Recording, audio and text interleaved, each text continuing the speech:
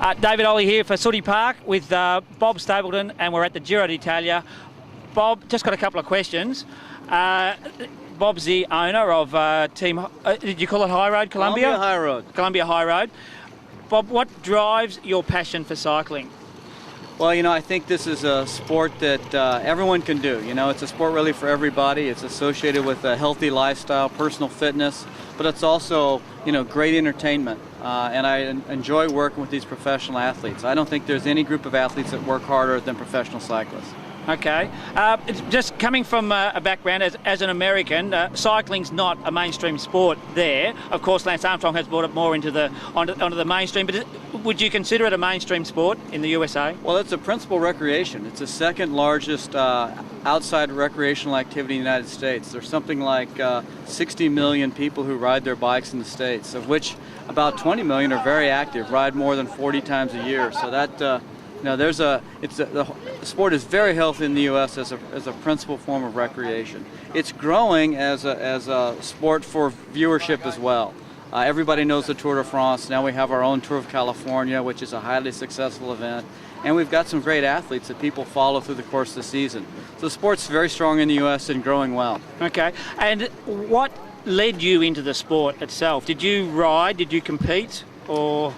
No, I've only competed against you know, other old men and some of my friends, so I've always been able I know all about this. I've been able to keep the competition down as best I can. You know, I think it was really just a connection that we have with the athletes themselves. We started running a women's team in 2002 and found them to be, you know, really underappreciated athletes that work brilliantly together, you know, focused on the Olympics typically.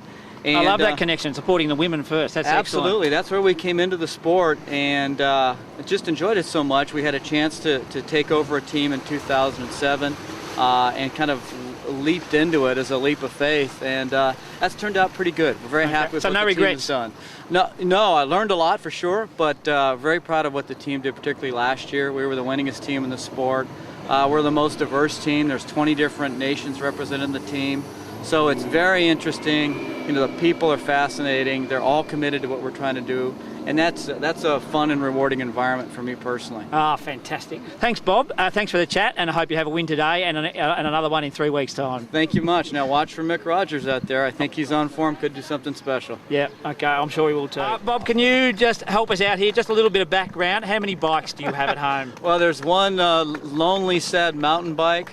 Then there's a beautiful Pinarello, a vintage Pinarello.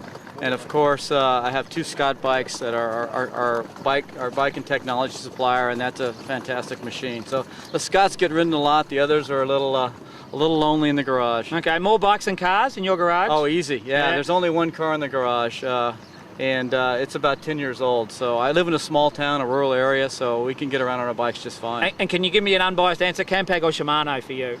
You know, I'm Shimano all the way. This new electronic Gruppo is something special. I think every high-end bike, you know, 3-4 years from now, that's what people are going to want. Yeah, I think so I rode too. one again yesterday, just completely impressive. Ah, terrific. Thank you. You're welcome.